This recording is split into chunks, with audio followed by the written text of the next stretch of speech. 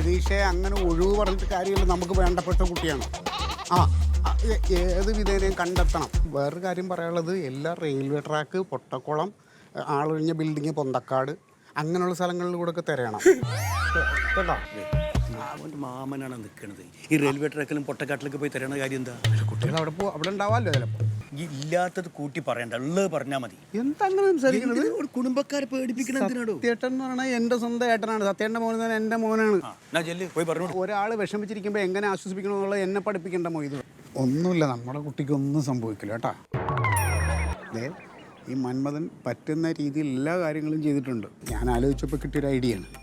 നമുക്ക് ഒരു വീഡിയോ എടുത്തിട്ട്, അതായത് സത്യേട്ടനും മണ്ടു വെച്ചും കൂടെ നിന്നിട്ട് കരഞ്ഞിട്ട്, മോനെ ഏതു നീ എവിടെ ഉണ്ടെങ്കിലും തിരിച്ചു വേണം, എൻ്റെ അച്ഛനും അമ്മയുടെ ഈ പറയുന്നതെന്ന് പറഞ്ഞിട്ടൊരു സാധനം എടുത്തു തന്നാൽ ഞാനതങ്ങ് പോസ്റ്റ് ചെയ്ത് കഴിഞ്ഞാൽ മിക്കവാറും അത് കണ്ടാൽ എത്രയും പെട്ടെന്ന് തിരിച്ചു വരുവാൻ.